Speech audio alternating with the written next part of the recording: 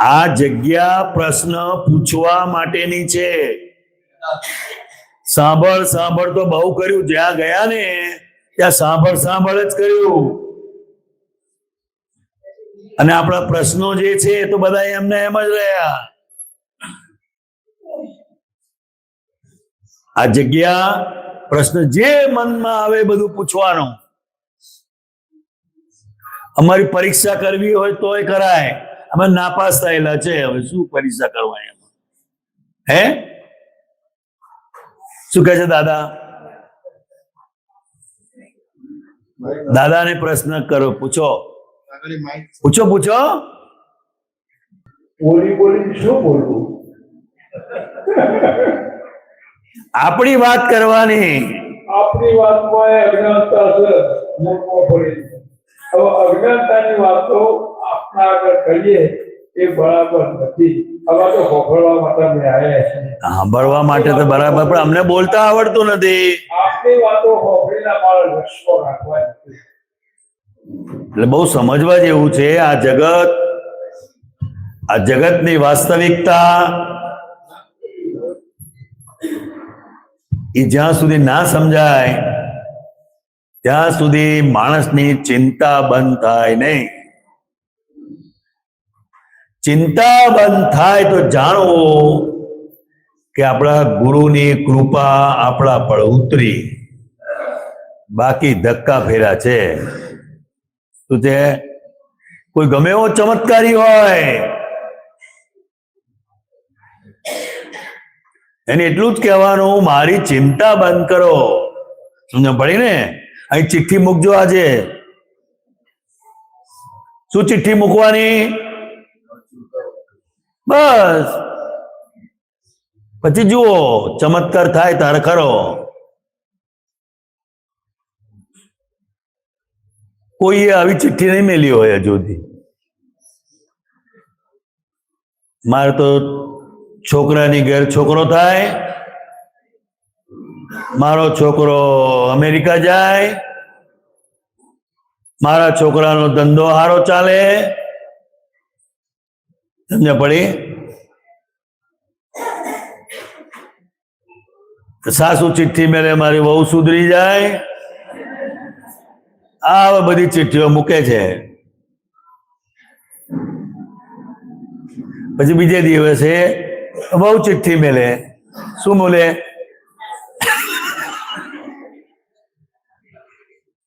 પડે. હા બોલ. આ છોકરા પૂછવું છે વિશ્વામિત્ર. દરેક વસ્તુને હકારાત્મક રૂપે જોવું હોય તો કેવી રીતે જોવું? તો સુખી જ થઈ જાય માણસ. અગવડમાં સગવડ જુએ તો એને કોઈ દિવસ અગવડ લાગે ના લાગે. બસ આટલું જ છે. સમજ પડી? હવે એ દ્રષ્ટિ ઉપર કામ કરે છે. શેના ઉપર કામ કરે છે? દ્રષ્ટિ. જેટલું હકારાત્મક જુએ એટલું એને સુખ થાય. આ તો બધું નકારાત્મક જ જુએ છે, એટલે સુખમાંથી એ દુઃખ કાઢે. સમજ પડી ને? આ બધા માણસો છે ને, જો તમે જમવા બેસે ને, જમવા બેસે તો એને બહુને પૂછે, આ નથી બનાવ્યું? અલા, જે બનાવ્યું છે એ ખાને ચાનો માનો. માર્ક કરજો, બહેનો ખબર છે. જે બનાવ્યું છે એના વખાણ નહીં કરે.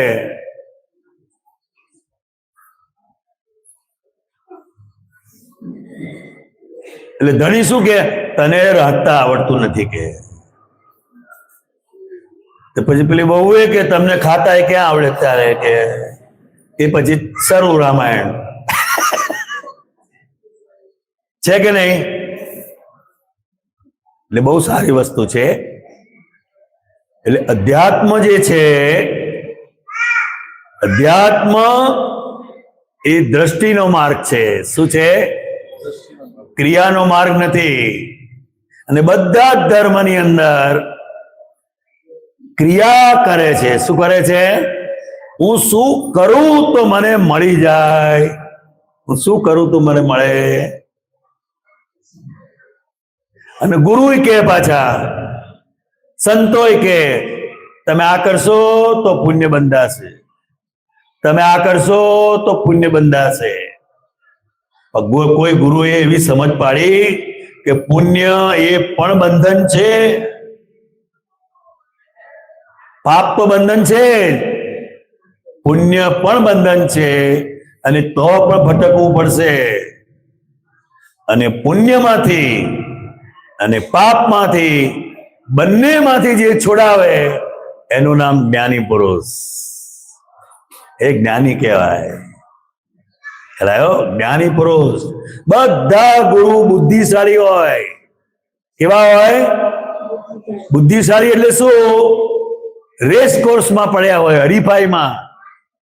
આનાથી મોટો હું, इससे बड़ा मैं, इससे बड़ा मैं, सबसे बड़ा मैं. સમજણ પડી ને? આખા દુનિયામાં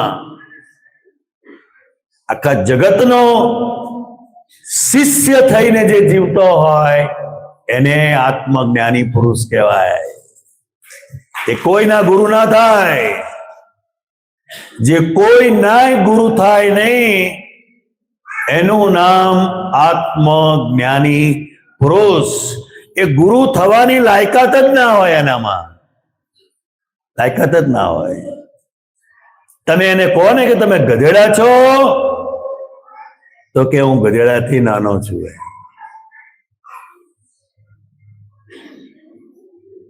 આટલું સમજી જાઓ ને તમે. યોગેશ્વર કૃષ્ણ ભગવાન અર્જુનના ડ્રાઈવર થયા. શું થયા? ક્યાં અર્જુન અને ક્યાં કૃષ્ણ ભગવાન? શું થયા? ડ્રાઈવર.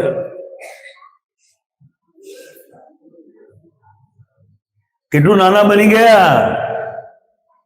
તો આ દુનિયામાં જેની દ્રષ્ટિ હું સૌથી નાનામાં નાનો છું એવી દ્રષ્ટિ જ્યારે અંદર થશે ને ત્યારે એની માનની ભીખ જતી રહેશે.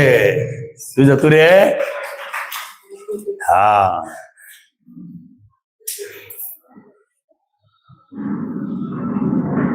માનની ભીખ બહુ મોટી છે. દરેક વસ્તુમાં આપણને શું મળ્યું એટલું જ જોવાનું, તો એને સુખ થાય. આ તો બધા શું ગયું એ જુએ છે એટલે દુઃખી થાય છે. શું થાય છે? દુઃખી થાય છે. એટલે લાભાલાભનો માર્ગ છે. શું જોવાનું? ભગવાનનો જે માર્ગ છે એ લાભાલાભનો માર્ગ છે. આપણને શું લાભ થાય એ જોવાનું. લાભ એટલે રૂપિયાનો નહીં. બંગલા બને, ગાડીઓ બને. આ કાળમાં તમે જોશો ને તો તમને ખ્યાલ આવશે કે કળિયુગની લક્ષ્મી ગટરમાં જાય છે. ક્યાં જાય છે? હા. તો બહુ પુણ્યશાળી માણસ હોય તો એની લક્ષ્મી સાડા રસ્તે જાય, તો જાય નહીં.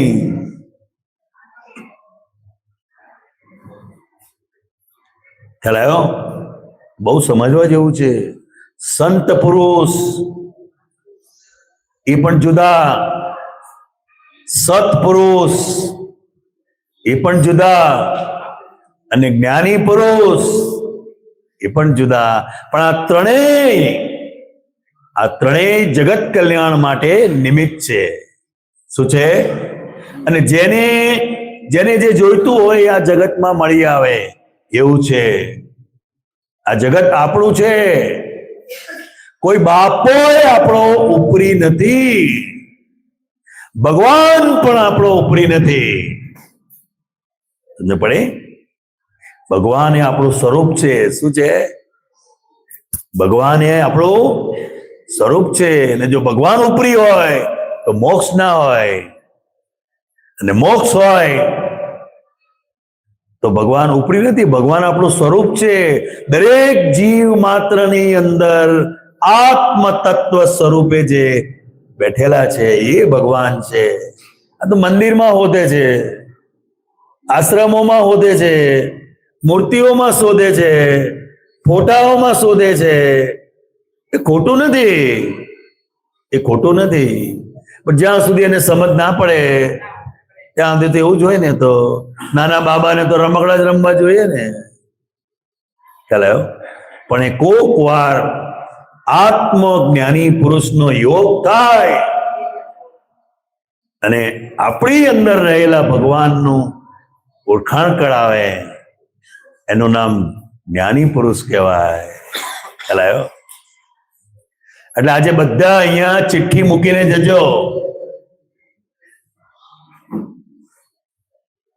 મને આત્મ જ્ઞાની પુરુષનો યોગ થાય એવી કૃપા કરો,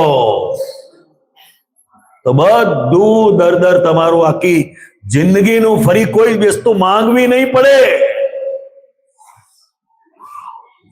કેટલી વાર ચિઠ્ઠી મૂક્યા કરશો અને કેટલી ચિઠ્ઠી મૂકશો? ભગવાન પાસે એવું માંગવું ફરી માગવાનો વારો ના આવે.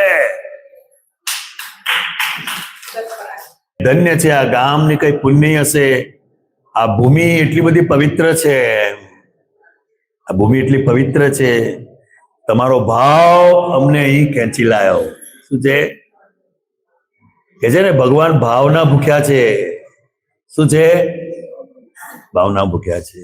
તો આટલો જ ભાવ કરવા જેવો છે. હું બોલાવું એટલું બોલજો. પ્રાપ્ત મન વચન કાયાથી આ જગતના કોઈ પણ જીવને કિંચિત માત્ર પણ દુઃખ ન હો, ન હો, ન હો. જય સચ્ચિદાનંદ, સચ્ચિદાનંદ, જય સચ્ચિદાનંદ. બોલો. હા, આગળ આવો, આગળ આવો.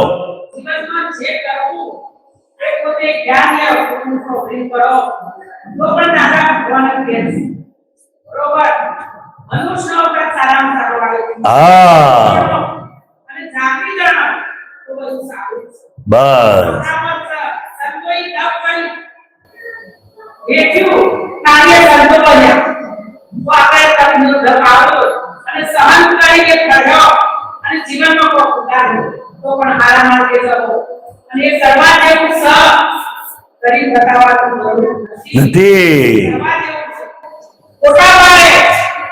ટીવીમાં બતાય કોઈ આનંદ આપવાનો નહીં, પણ આનંદ જીવનમાં હોય અને સૌના ઉપર આનંદ દેખાતો હોય એ આનંદ રાખજો અને જીવનમાં કરજો.